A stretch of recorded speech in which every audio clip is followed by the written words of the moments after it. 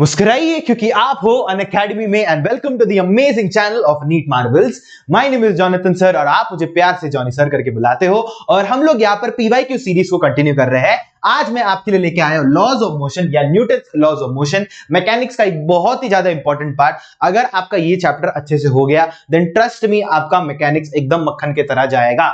तो आगे I welcome you back again to the most expected PYQ series जो आपके नीट 2025 में आ सकता है और बहुत अच्छे अच्छे क्वेश्चंस लेके आया हूं, पीवाईक्यूज ही लेके आया हूं जिससे आपका कंसेप्ट बहुत अच्छे से बिल्ड हो। तो बिना किसी वक्त जाया किए हाथों में पेन, ध्यान बोर्ड पे और दिल मंजिल पे। तो चलिए शुरू करते हैं, ठीक है। सो ये रहा पहला सवाल आपके कंप्यूटर या लैपटॉप या मोबाइल स्क्रीन पर। Okay, first question. A particle moving with velocity v is acted by three forces. अच्छा, shown by the vector triple PQR. The velocity of the particle will be. अच्छा, अभी देखो ये वाला समझने के लिए ना ये बहुत ही शॉर्ट क्वेश्चन है, ठीक है। मतलब कैसा होता है ना कि इधर आपको दिख रहा होगा यहाँ पर P से लेके Q और फिर Q से लेके R फिर R से लेके P। बेसिकली एक साइक्लिक ग्राफ जैसा आपका एक बन रहा है, यहाँ पर एक वेक्टर आपका एक साइक्लिक ग्राफ बना रहा है। तो इसमें जो है ना आंसर जो रहेगा उसमें बेसिकली आपका रिमेन्स कांस्टेंट ही आएगा। अभी ऐसा क्यों है मैं बताता हूं। ऐसा समझ लो कि ये वाले वेक्टर को भी देखो मैं क्या करने वाला, देखो ठीक है। इट्स बेसिकली मैं क्या करूंगा, मैं ये डायग्राम को मैं थोड़ा चेंज करूंगा। ये पीआर को मैं ऐसे ही रहने देता हूं, पीआर को मैंने ऐसे ही रहने दिया, ठीक है। ये मेरा पीआर है। ये जो आरक्यू है ये आरक्यू को मैं थोड़ा शिफ्ट कर दूंगा तो ये कुछ ऐसा बनेगा। ये होगा मेरा आरक्यू, ये होगा मेरा आरक्यू। हाँ भाई आरक्यू मैंने बना दिया। फिर क्या कर रहा हूं, इसका रिजल्टेंट जो है, इन दोनों का जो रिजल्टेंट है वो ये होगा, इन दोनों का रिजल्टेंट ऐसा कुछ होगा। हाँ सर इन दोनों का रिजल्टेंट ऐसा कुछ तो होगा। और ये जो PQ है इसको मैं इधर शिफ्ट कर दूंगा। तो ये क्या हो रहा है, ये क्या हो रहा है, ये एक दूसरे को काट रहे हैं ना भाई, ये एक दूसरे को काट रहे हैं। बेसिकली अपना नेट फोर्स क्या है, जीरो है। क्या आपको बात समझ में आ रही है, क्या आपको बात समझ में आ रही है। ये आपका ना एक और गलती क्या हो सकती है कि लोग इसको ट्रायंगल लॉ से लोग कुछ तो उनको सोचने की कोशिश करेंगे, बट ट्रायंगल लॉ ऐसा नहीं होता है। ट्रायंगल लॉ ऐसा नहीं होता है। ट्रायंगल लॉ कैसे होता है, मतलब ये अगर आपका एक वेक्टर है, ये आपका दूसरा वेक्टर है, तो तीसरा वेक्टर ऐसा होता है, ऐसा होता है। बट इधर अगर आप देखोगे इधर पूरा साइक्लिक फॉर्मेट में गिवन है। तो यहां पर आपका जो नेट फोर्स है, आपका जो नेट फोर्स है वो आपका जीरो है। नेट फोर्स जीरो होने की वजह से आपका एक्सेलरेशन भी जीरो हो जाएगा, या एफ नेट आपका जीरो है। एक मिनट को, हाँ जी एफ नेट आपका जीरो है। तो फिर बेसिकली अगर फोर्स नहीं है तो एक्सेलरेशन क्यों होगा, तो एक्सेलरेशन भी जीरो हो जाएगा। और अगर एक्सेलरेशन नहीं है तो मेरा v कांस्टेंट होगा, और v कांस्टेंट है मतलब मेरा क्या होगा, इट विल रिमेन कांस्टेंट। क्या आपको ये बात समझ में आ गई है, ठीक है। तो मैंने बेसिकली थोड़े बहुत बेसिक ज्योमेट्री से मैंने आपको ये क्वेश्चन मैंने आपको अच्छे से मैंने करवा दिया है, ठीक है। आगे बढ़ते हैं, आगे बढ़ते हैं। एक सेकेंड, ये कभी कभी इसको बीच में कुछ तो हो जाता है। हाँ जी चलो आगे। तो यहां पर ये बोला है 1 kg particle strikes a wall with a velocity 1 meter per second and an angle 30 degrees and reflects at the same angle in 0.1 second। अच्छा यहां पर इन्होंने यहां पर टाइम भी बोला है यहां पर। अच्छा then the force applied by the wall on the particle will be। अच्छा यहां पर अभी ये पूरा इंपल्स का खेल है, पूरा इंपल्स का खेल है। अगर आपको याद रहेगा इंपल्स अपना क्या होता था, अपना इंपल्स जो है, अपना जो इंपल्स आई से डिनोट करता हूं, वो बेसिकली मेरा क्या था, चेंज इन मोमेंटम आया था। चेंज इन मोमेंटम आया था विच is basically P final minus P initial, या मैं बोल रहा था F डेल्टा T, यही था। इंपल्स मैंने आपको क्या बताया, एक चार्टा की तरह में समझा। तो चार्टा जो आप चार्टा देते हो वो इंपल्स होता है। एक बहुत अच्छा फोर्स आप एक बहुत कम टाइम में आप उसको ट्रांसफर कर रहे हो, उसको हम लोग इंपल्स बोलते हैं। तो ये अपना बेसिक फॉर्मूला है। तो हम लोग को बेसिकली ये F डेल्टा T के साथ खेलना पड़ेगा, क्योंकि ऑब्वियसली बात है इन्होंने यहाँ पर ये डेल्टा T टाइम पहले से इन लोग गिवन है। तो उन्होंने क्या ढूंढा है, बेसिकली उन्होंने क्या बोला है, फोर्स ढूंढने बोला है, फोर्स ढूंढने बोला है। अच्छा अभी देखो ये कैसे करेंगे, कैसे करेंगे। सबसे पहले चेंज इन मोमेंटम निकाल देते हैं। अगर आप ये डायग्राम में ध्यान से देखोगे, ये डायग्राम में ध्यान से देखोगे, इसमें ये वाला जो केस है, ये वाला जो केस, इसमें डायरेक्ट फॉर्मूला रहता है, that is delta P is equal to -2mv cos theta. ये आपका फॉर्मूला डायरेक्टली आपको याद रहना चाहिए। बट अगर इन केस अगर आपको ये याद नहीं रहा तो कैसे करेंगे, कंसेप्चुअली हम लोग इसको कैसे करेंगे। देखो ये जो है यहां पर ये v वेलोसिटी से आ रहा था और ये v वेलोसिटी से चला गया, तो मैं इसको अपने कंपोनेंट्स में तोड़ रहा हूं। तो ये इसका हॉरिजॉन्टल कंपोनेंट इस तरफ क्या हो जाएगा, ये हो जाएगा v cos थीटा। हाँ सर ये v cos थीटा हो जाएगा, और इसका वर्टिकल कंपोनेंट ये हो जाएगा v sin theta. v sin theta आपको ये मिल गया। वैसे ही अगर मैं ये वेक्टर को भी तो तोड़ सकता हूं ना, ये वेक्टर को भी अगर मैंने तोड़ा, ये वेक्टर को मैंने तोड़ा, तो ये क्या हो जाएगा, ये हो जाएगा मेरा अगेन मेरा हो जाएगा v cos theta, but direction change हो गया, और ये हो जाएगा मेरा v sin थीटा। अगर आप देखोगे y एक्सिस में मेरा वेक्टर का कुछ चेंज हो ही नहीं रहा है, ना मैग्नीट्यूड में ना डायरेक्शन में। v sin थीटा था, v sin 30 है। क्या आपको बात समझ में आ रहा है, बस आपके x डायरेक्शन में चेंज हो रहा है, x डायरेक्शन में। तो अगर अगर आप ये डायरेक्शन को पॉजिटिव मान रहे हो, ये डायरेक्शन को नेगेटिव मान रहे हो, तो चेंज इन मोमेंटम क्या आ रहा है आपका, पी फाइनल मतलब इस तरफ है अभी, तो इस तरफ का नेगेटिव मान लेता, तो ये क्या हो जाएगा, ये हो जाएगा mv cos theta, mv minus of mv cos 30 minus minus minus of, ये इसको मैं प्लस मान रहा हूं, that is initial v cos 30, that is ये हो जाएगा mv cos 30, mv cos 30, और इसको जब आप सॉल्व करोगे तो यही आएगा माइनस 2 mv cos 30 डिग्री। तो यही तो आया, यही तो आया। आपको समझा फॉर्मूला कहां से आया? इसके लिए मैं बोल रहा हूं कि ये मैं डायरेक्ट फॉर्मूला बेसिस पे नहीं कर रहा हूं, मैं आपको कंसेप्चुअली भी बता रहा हूं कि एग्जैक्टली सॉल्व कैसे करना है करके। तो माइनस 2 mv cos 30, तो माइनस 2 इंटू मास, मास कितना है 1 है शायद से, हाँ जी 1 है, इंटू वेलोसिटी 1 है, into cos 30, into cos 30। cos 30 क्या होता है आपका √3/2, that is minus 2 into √3/2, into √3/2, 2 cancel, आपको आ रहा है माइनस √3 आ रहा है आपको चेंज इन मोमेंटम। ये आपका चेंज इन मोमेंटम है। एक काम करते हैं मैग्नीट्यूड ले लेते हैं, ठीक है, मैग्नीट्यूड ले लेते हैं चेंज इन मोमेंटम का, तो ये आपका √3 आया। ये आपका होता है f इंटू डेल्टा टी के equal, f into delta T के इक्वल, डेल्टा टी का वैल्यू आपको मालूम है दैट इज 0.1, और आपका फोर्स पूछा है तो force is equal to √3 divided by 0.1 हो जाएगा। ये बेसिकली क्या है, बेसिकली ये हो जाएगा 10√3, इसका आपका आंसर हो जाएगा। कैसे किया मैंने, ये बेसिकली ऊपर और नीचे 10 से मल्टीप्लाई कर दो, तो 10 इंटू 0.1 आपका 1 हो जाएगा, और ऊपर 10√3 आपको आंसर आ जाएगा। तो आपको आंसर आ चुका है 10√3, that is option D, that is 10√3, that is option D. क्या आपको ये बात चमका? क्या आपको ये बात अच्छे से चमका? ठीक है, आई होप तो चमका होगा। हम लोग आगे बढ़ते हैं।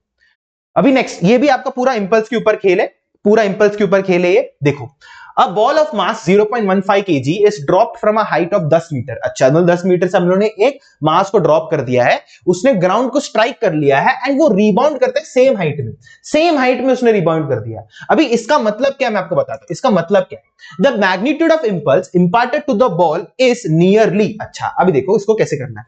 मतलब आपका यहां पर, इसको मैं ग्राउंड मान लेता हूं, इसको मैं ग्राउंड मान लेता हूं, ठीक है, इसको ग्राउंड मान लिया, और आपका यहां पर एक मास m है, वो समझो यहां पर ऑब्वियसली बात है इनिशियल वेलोसिटी इसका 0 था, ये पूरा h हाइट उसने ट्रैवल किया होगा, h हाइट डिस्प्लेसमेंट उसने ट्रैवल किया, ये नीचे आया, ये नीचे इसके पास कुछ तो फाइनल वेलोसिटी v था, कुछ तो फाइनल वेलोसिटी v था।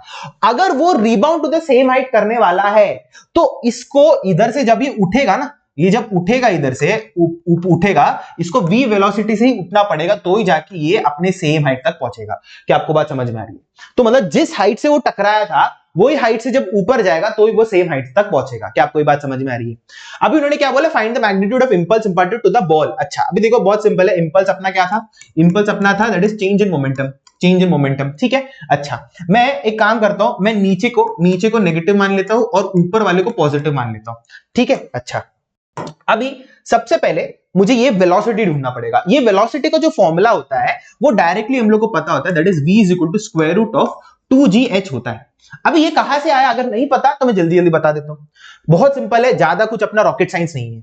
ये अपना इनिशियल वेलोसिटी इधर अपना 0 है, यहां पर इसको कंटिन्यूअसली यहां पर एक g लग रहा होगा, फाइनल वेलोसिटी मुझे v मुझे ढूंढना है, और h मुझे डिस्प्लेसमेंट मुझे पता है। इक्वेशन ऑफ मोशन लगा दो, काम खत्म करो। मैं यूज कर रहा हूं v square minus u square is equal to 2as use कर रहा हूं। यहां पर v स्क्वायर मुझे ढूंढना है, u स्क्वायर मेरा 0 हो जाएगा क्योंकि इनिशियल वेलोसिटी 0 है, which is equal to 2g h आ जाएगा, 2gh आ जाएगा। यहां पर g भी नेगेटिव है, h भी नेगेटिव है, उसके लिए नेगेटिव नेगेटिव पॉजिटिव हो गया, तो यहां पर मुझे आया v is equal to square root of 2gh। तो मैंने जल्दी जल्दी आपको डिराइव करके भी दिखा दिया, तो आई होप तो ये पता चल गया होगा, ठीक है। अच्छा, अब जो v is equal to square root of 2gh निकालना है, सबसे पहले ये निकाल देते हैं। तो v is equal to square root of 2gh में 2 इंटू 10, मैं अभी g का वैल्यू 10 ले रहा हूं, और h का उन्होंने बोला है क्या, h उन्होंने कुछ बोला है, हाइट 10 मीटर बोला है, 10 मीटर बोला है, तो यहां पर इसका आंसर आ जाएगा। देखो ये 10 कॉमन कर दो, बाहर निकाल दो, तो ये हो जाएगा 10√2 मीटर पर सेकंड। आपको आंसर मिल चुका है। ये आपका वो वेलोसिटी है जिससे टकराने वाला है और ये जिससे ऊपर जाने वाला है। बस अभी चेंज इन मोमेंटम अप्लाई कर लो, तो ये हो जाएगा I is equal to P final minus P initial, ठीक है।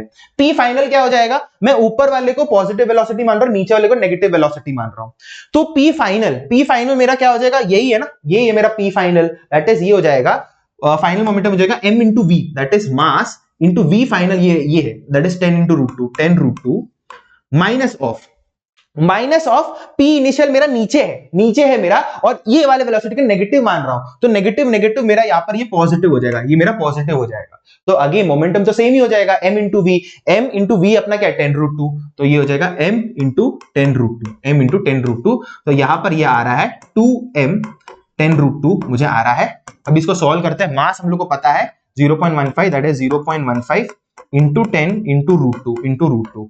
तो यहां पर मैं 10 और 0.15 को क्या लिख सकता हूं, 10 इंटू 0.15 1.5 इंटू 2 3, दैट इज ये हो जाएगा मेरा 3√2 आ रहा है। मैं √2 का वैल्यू 1.4 डाल दूंगा, 1.4 दैट इज 1.4 इंटू 3, 4 3 से 12, 3 1 से 3 4, 4.2 which is basically your answer. 4.2 is your answer. हाँ जी, 4.2 KG metre second, KG metre per second, 4.2 second answer. क्या आपको बात समझा? ठीक है, ये इतना टाइम नहीं लगना चाहिए, ये इतना टाइम नहीं लगना चाहिए। मैं आपको पूरा समझा, लिटरली सब कुछ डिराइव करके समझाया, उसके लिए इतना नहीं तो क्या डायरेक्टली दिमाग में आना चाहिए भाई 2 mp मेरा चेंज इन मोमेंटम होता है, बात खत्म करो, डाल दो आंसर, आपको मिल जाना चाहिए। क्या आपको बात समझा? ठीक है, आगे बढ़ते। अब football player is moving southward and suddenly turns eastward with the same speed to avoid an opponent. The force that acts on the player while turning is. बहुत ही शानदार क्वेश्चन, बट बहुत ही आसान क्वेश्चन। अगर लोगों को थोड़ा सा भी वेक्टर का नॉलेज होगा ना, ये क्वेश्चन बस 2 सेकंड का क्वेश्चन है। मैं बताता हूं कि एग्जैक्टली देखो क्या होता है।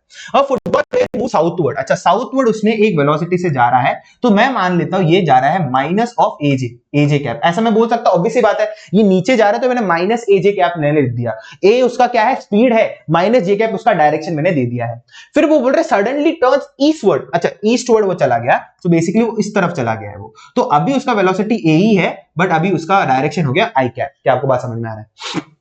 Eastward with the same speed to avoid an opponent. अच्छा, the force that acts on the player while turning is. अच्छा, अभी आपको मुझे पता है सेकंड लॉ न्यूटन का जो सेकंड लॉ है, न्यूटन सेकंड लॉ क्या होता है?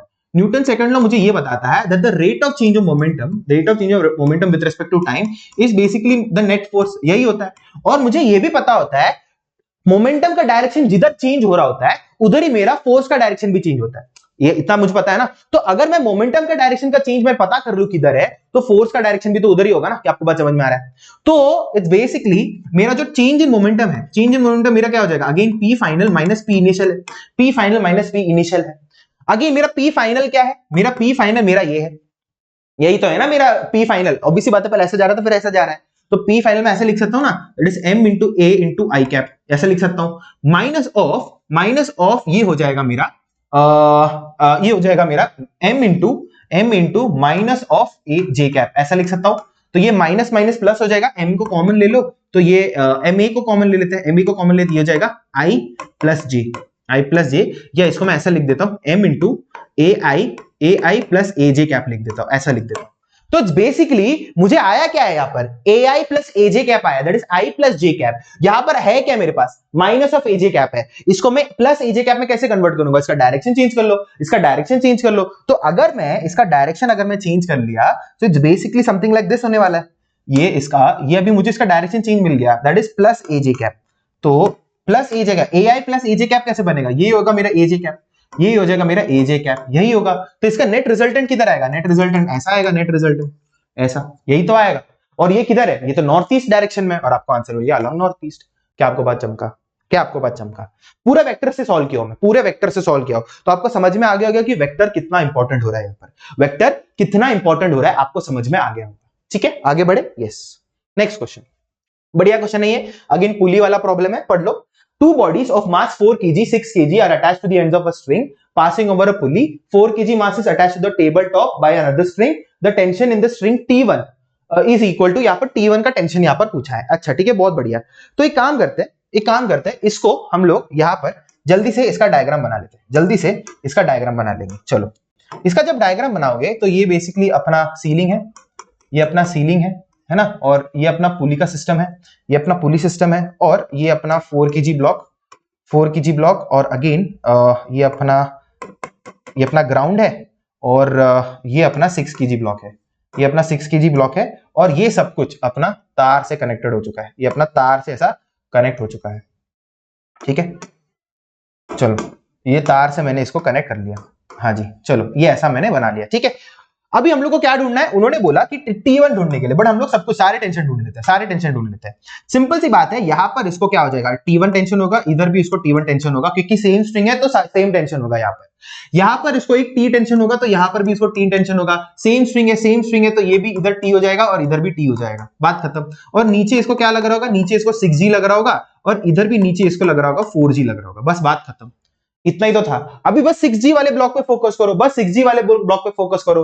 T is equal to 6G कर सकते हो, डायरेक्ट लिख सकते हो। आप लिख दोगे that is T is equal to 6G आपको आ रहा है, that is T is equal to 6 into 10 आपको आएगा, दैट इज 60 न्यूटन। तो आपको टेंशन मिल चुका है, दैट इज T मिल चुका है, दैट इज 60 न्यूटन आपको मिल चुका है। हम लोग को चाहिए क्या, हम लोग को चाहिए T1 वाला चाहिए। तो आप ये फोर्थ वाले ब्लॉक को नोटिस करो। फोर्थ वाले ब्लॉक पे आप क्या इक्वेशन लिख सकते हो, आप ये वाला इक्वेशन लिख सकते हो, that tension is equal to 4G plus T1। हाँ भाई लिख सकते हैं, that is tension is equal to 4G plus T1 आप लिख सकते हो। हाँ भाई टेंशन का वैल्यू डाल दो तो ये हो जाएगा 60 is equal to 4 into 10 that is 40 plus T1 आपको हो रहा है, that is T1 is equal to 60 minus 40 which is basically that is 20 newton, which is basically 20 newton आपको आ चुका है, 20 न्यूटन। और ये आपका परफेक्ट आंसर है। क्या आपको बात चमका? ठीक है, बहुत ही आसान क्वेश्चन बट बहुत ही स्कोरिंग भी है। अगर आपको थोड़ा सा भी कंसेप्ट हिल डुल गया ना तो नहीं होने। ठीक है, आगे बढ़ते चलो। ये तो बहुत ही आसान क्वेश्चन है, बहुत ही आसान क्वेश्चन है। डायरेक्टली एफबीडी के ऊपर पूछा है, एफबीडी के ऊपर पूछा है। यहाँ पर ये बेसिकली उन्होंने इंक्लाइन प्लेन में बोला है और यहाँ पर आपका एक मास है जो जस्ट अबाउट टू स्लाइड होने वाला है, जस्ट बिगिंस टू स्लाइड बोला है। और उन्होंने बेसिकली जितने भी आपके फोर्सेस आप एफबीडी में दिखाते हो उसको मैच करने के लिए बोला है। अभी ये तो हम लोग आंख बंद करके कर सकते हैं यार, इतना इतना प्रैक्टिस कर लिया हम लोग ने इसमें, ये तो लिटरली आंख बंद करके हो जाएगा। चलो फिर भी हम लोग कर लेते हैं। तो ये आपका इंक्लाइन प्लेन है, ये आपका इंक्लाइन प्लेन है और आपका यहां पर ये आपका मास है, ये आपका मास है जुप। अरे एक सेकेंड, ओके हाँ जी, ये आपका मास है जो ऐसा है, जस्ट बिगिंस टू स्लाइड होने वाला है।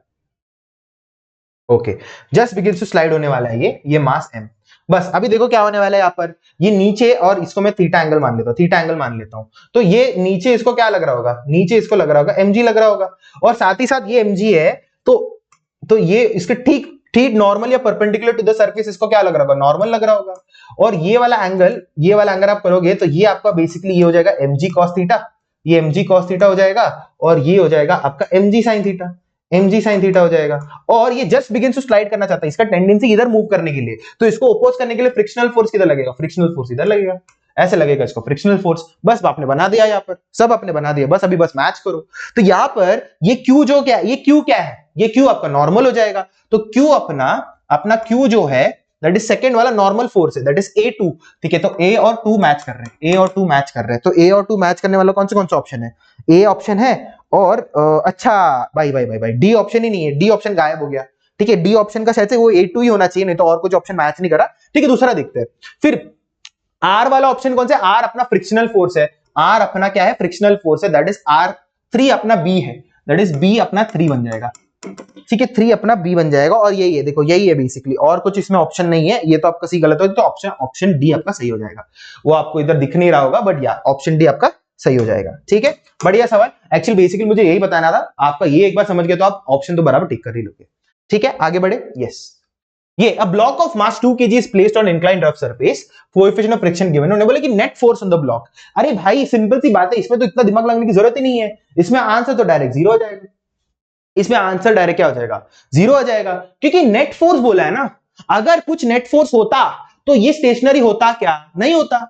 ऑब्वियसली बात है, अगर कोई नेट फोर्स होता तो स्टेशनरी क्यों होता, वो तो उधर ही रुका, उधर रुका नहीं होता वो तो, अभी तो उधर रुका हुआ है ना, पूरा स्टेशनरी बैठा, मतलब नेट फोर्स जीरो है, सॉल्व करने की भी जरूरत नहीं पड़ी, काम खत्म। आगे यही है ना, हाँ जी यही। बहुत ही बेहतरीन सवाल, बहुत ही बेहतरीन सवाल है ये आपका कॉन्टैक्ट फोर्सेस। इसमें बहुत सारे लोगों को कंफ्यूजन होता है, बहुत सारे लोगों को कंफ्यूजन होता है। ये कंफ्यूजन दूर कराने के लिए मैं ये वाला क्वेश्चन लेके आया। उन्होंने बोला कि 3 ब्लॉक है, एबीसी है, और किलोज भी गिवन है 8 4 2 किलोज। और उन्होंने बोला कि कॉन्टैक्ट फोर्सेस ढूंढने के लिए अगर एक 28 न्यूटन का फोर्स 8 केजी वाले ब्लॉक दैट इज ए वाले ब्लॉक पे लग रहा है, then contact force between A and B ढूंढने बोला है। देखो बहुत सिंपल है, क्या करो कि ये अपने को बोला है 28 न्यूटन का फोर्स लग रहा है, ठीक है भाई। तो इट्स बेसिकली इधर मुझे न्यूटन एक एन नॉर्मल N1 लग रहा होगा, N1 लग रहा होगा, और इधर भी मुझे N1 लग रहा होगा, न्यूटन थर्ड लॉ बराबर।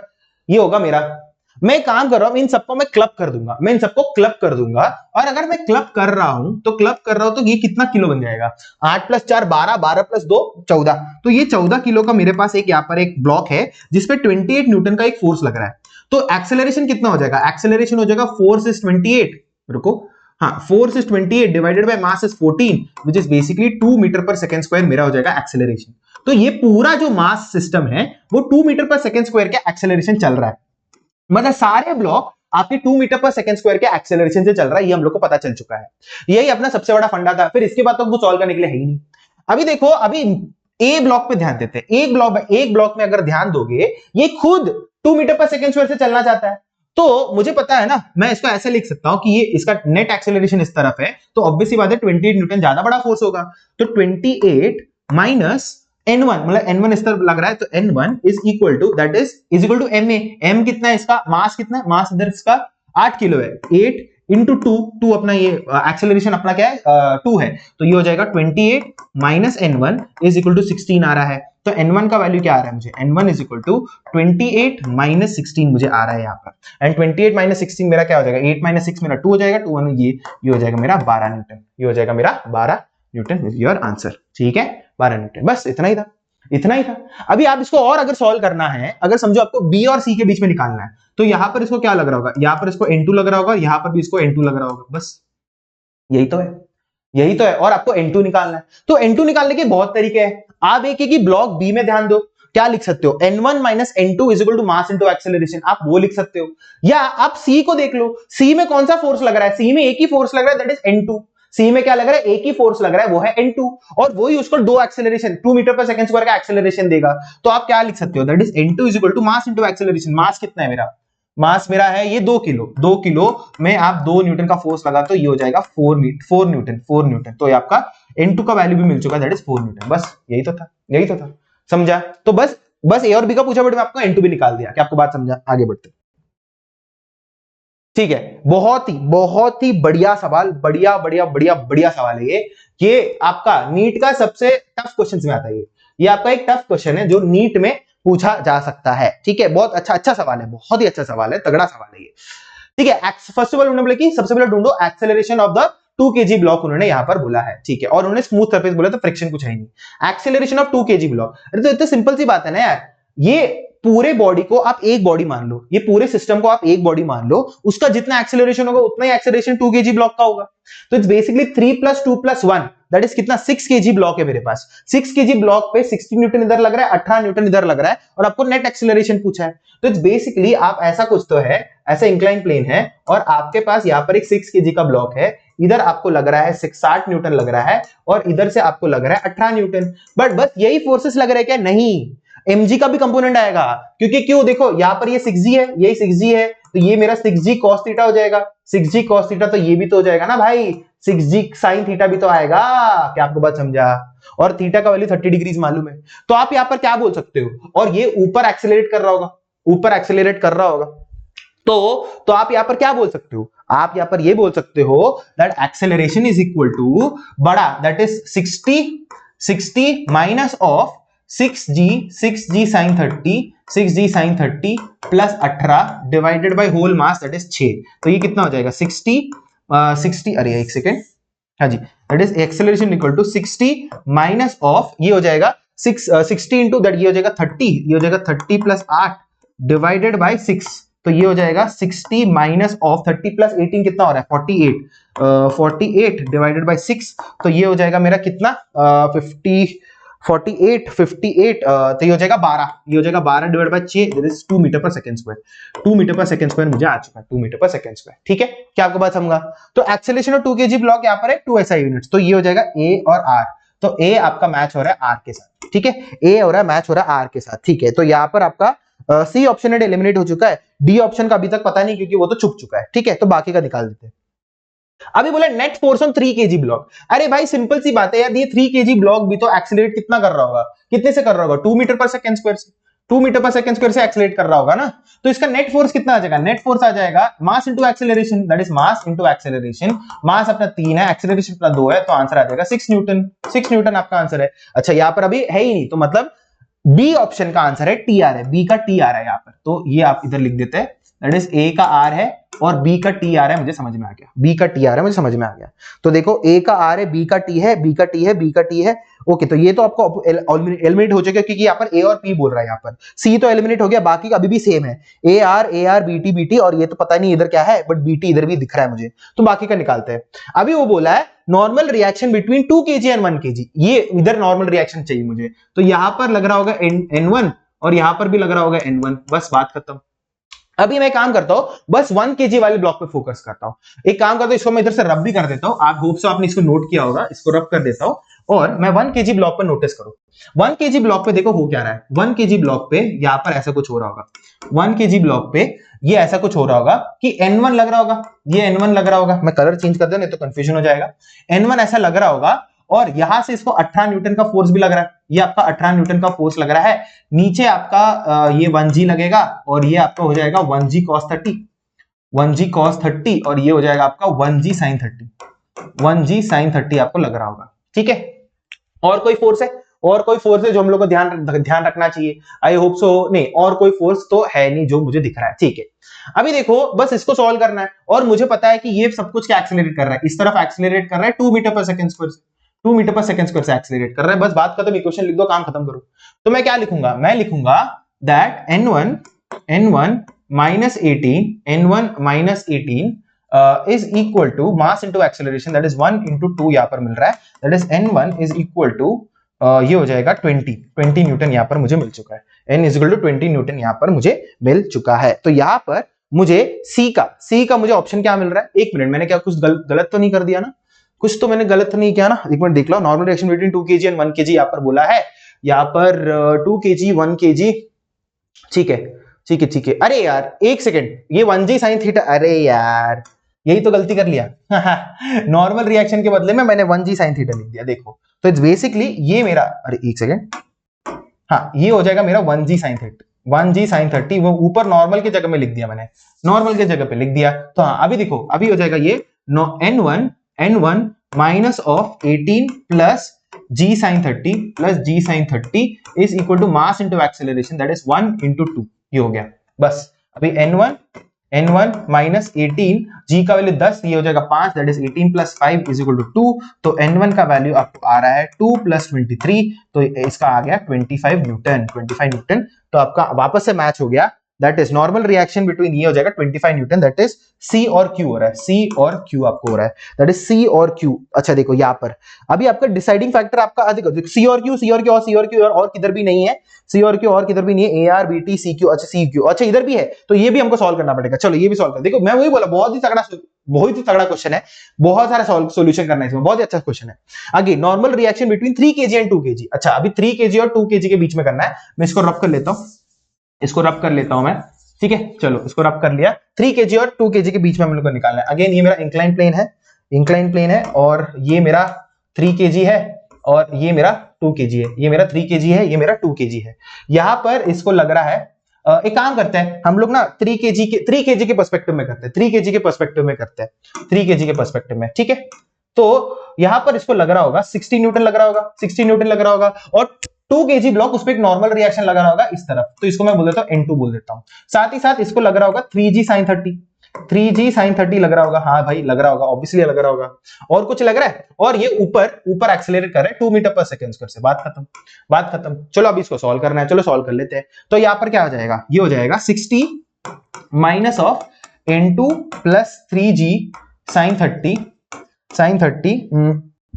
और 3g sin 30 is equal to mass into acceleration, that is mass into acceleration। बस इसको सॉल्व करो तो 60 minus of N2 plus 3 into g, that is 30, इसका आधा हो जाएगा 15, ये हो जाएगा 15 माइनस ऑफ N2, एक मिनट, ये माइनस 15 हो जाएगा, माइनस 15 इज इक्वल टू 6 हो रहा है। तो अपने का N2 का वैल्यू क्या आ रहा है? N2 का वैल्यू आ रहा है 60 माइनस 15 माइनस 6 आपको आ रहा है, that is N2 is equal to 60 minus 15 वो कितना हो जाएगा? 50, 45 माइनस 6 हो जाएगा 39 न्यूटन आपको आंसर आ रहा है, 39 न्यूटन। तो 39 न्यूटन अगेन आपका नन आ रहा है, दैट इज डी का आपका वापस टी आ रहा है, दैट इज डी टी आपको आंसर आ रहा है। तो ये आपका आंसर है AR BT CQ DT।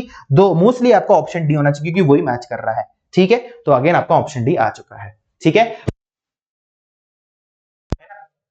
बहुत ही अच्छा सवाल था, बहुत ही तगड़ा सवाल था। आई होप सो आपको ये समझ में आ गया होगा। ठीक है आगे बढ़ते हैं।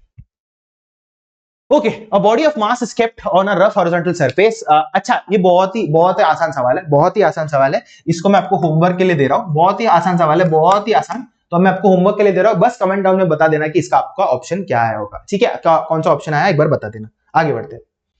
Calculate the maximum acceleration for moving car so that a body lying on the floor of the car remains stationary. The coefficient of static friction between the body and the floor is 0.15. Basically आपके पास यहाँ पर एक car है और ये car आपका accelerate कर रहा है ए से, और इसके अंदर आपका एक मास है जो एम स्टेशनरी बैठा है। अगर ये स्टेशनरी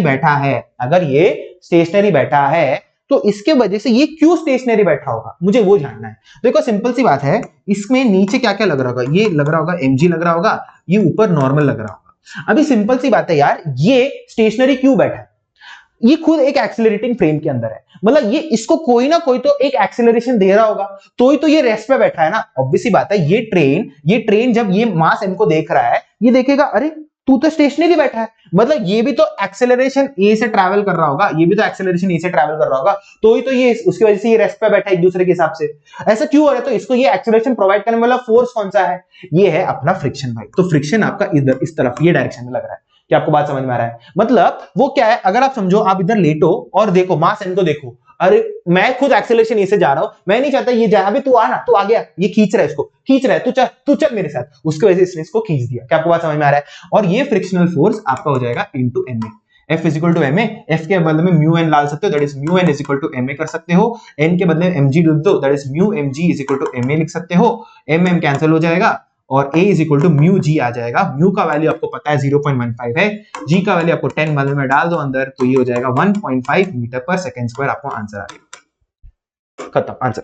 ठीक है, ओके चलो, आई गेस ये आपका आखिरी सवाल है, नहीं आखिरी सवाल नहीं, और सवाल है, ठीक है, चलो और भी सवाल है, ये आपका एक और है, चलो इसको सॉल्व करो, बहुत आसान सवाल है। Point mass m is moved in a vertical circle of radius r with the help of a string, velocity of the mass at the lowest point इतना given है, tension in the string at the lowest point। बहुत ही वाहियात सवाल है ये, बहुत ही वाहियात सवाल। कैसा है देखो, कैसा बोला कि ये आपका सर्कल है, और आपका ये सेंटर से ये आपका ऐसा है, एक मास बॉब m है, और इसका यहाँ पर वेलोसिटी गिवन है, दैट इज 7gr गिवन है, रेडियस r। ठीक है, उन्होंने बोला टेंशन ढूंढने के लिए, तो टेंशन इधर लगेगा, और ये आपका एक्सेलरेशन किधर होगा, सेंट्रीपिटल एक्सेलरेशन अंदर ही होगा, यार सेंट्रीपिटल फोर्स अंदर ही होगा, mv²r, और नीचे आपका क्या लग रहा है, mg लग रहा है। बस सॉल्व डाल दो इसको इक्वेशन में डाल दो, तो क्या लिखोगे, that is tension minus mg is equal to mv²r, यही तो लिखना था, और tension is equal to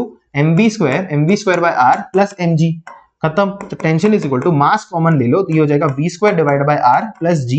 v² के बदले में क्या डाल सकते हो, ये मेरा v इज इक्वल टू ये मेरा क्या है, v is equal to square root of 7gr है, v स्क्वायर कर दोगे तो 7gr हो जाएगा, तो बस इधर डाल दो ये, तो ये हो जाएगा tension is equal to m into 7gr divided by r plus g, ये हो जाएगा कट, ये हो जाएगा tension is equal to 8 mg, आपको आंसर मिल चुका है, tension is equal to 8 mg, that is option D is your correct answer, ठीक है। आई होप सो आपको ये समझ में आ गया होगा। आगे बढ़ते हैं, a block of mass m, ये आपका आखिरी सवाल है, फिर मैं आपको ठीक है एक और सवाल बचा है, फिर इसके बाद आपको एक होमवर्क दे रहा, तो 2 होमवर्क दे रहा हूं इस बार, ठीक है।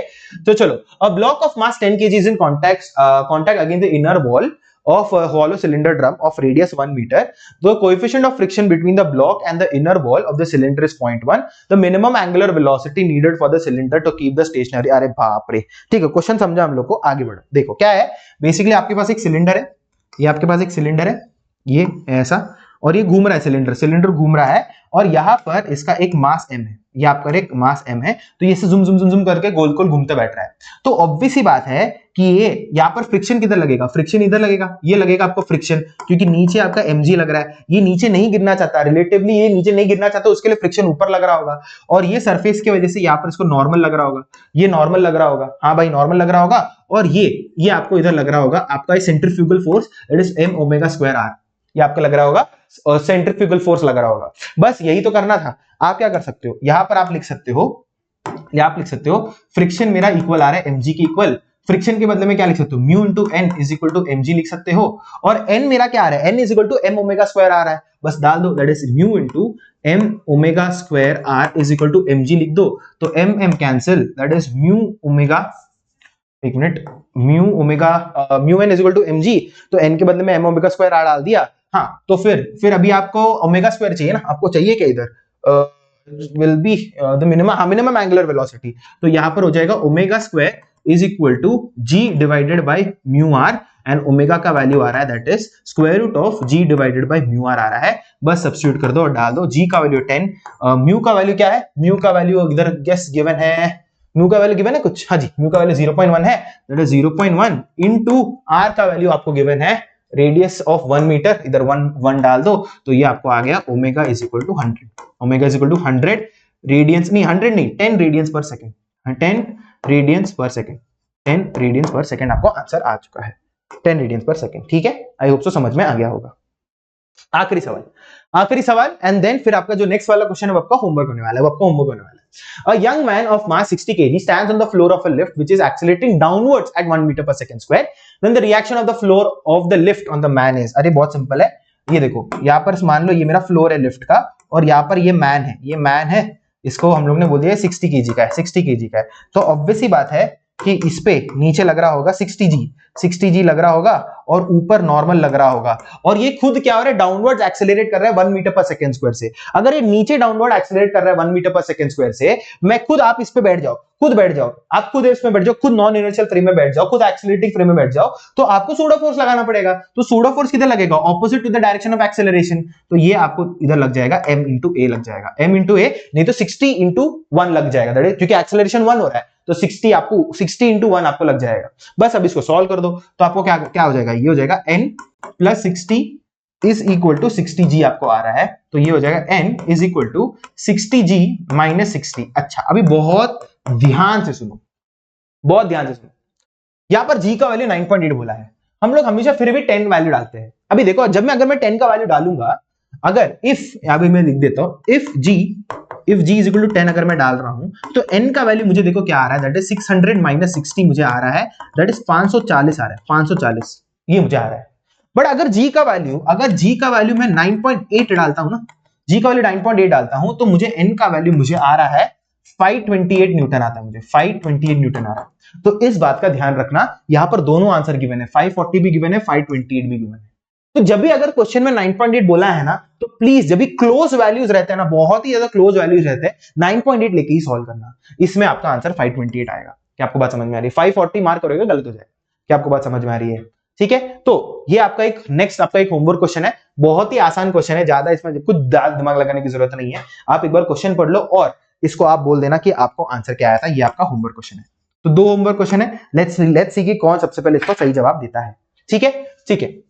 वैसे ही आप अनअकैडमी से और अच्छे से पढ़ सकते हो, 55% ऑफ चल रहा है नीट सब्सक्रिप्शंस में, नीट अंडरग्रेजुएट सब्सक्रिप्शंस में, उत्सव कोड लगाइए और आपको जल्दी जल्दी ये ऑफर्स मिल जाएंगे। साथ ही साथ आप Phoenix star fast track batch को ज्वाइन कर सकते हो 2999 में, है ना, नवंबर 9 से शुरू हो जाएगा, तो प्लीज जल्दी जल्दी एनरोल कर लो। वैसे ही नीट अचीवर्स बैच भी है, that is nimbus early achievers batch 9999 में आप अपने जूनियर्स को सजेस्ट कर सकते हो, और फिर साथ ही साथ टीम टाइटन से पढ़ सकते हो 4499 में, जल्दी जल्दी जल्दी। ठीक है, तो आई होप सो आपको न्यूटन्स लॉज ऑफ मोशन के बारे में बहुत अच्छे पता, मतलब बहुत अच्छी चीजें आपको पता चल गई होगी, बहुत अच्छे सवाल भी हम लोग ने किए हैं, बहुत बढ़िया सवाल किए हम लोग ने, है ना, और ऐसे ही और अच्छे सवाल के साथ मैं आपको लेके आऊंगा। नेक्स्ट आपका मोस्टली वर्क पावर एनर्जी होगा, but till then this is sayonara from Jonathan Matthew from NEET Marvels. अच्छे से पढ़ना, कमेंट जरूर करना कि आपको पसंद आया कि नहीं और आपको क्या क्या चाहिए अगेन। ठीक है, तो सिया सायोनारा, बहुत जल्दी मिलेंगे एक और एकेडमिक या नॉन एकेडमिक सेशन के साथ। So this is Jonathan Matthew signing off from NEET Marvels. Sayonara.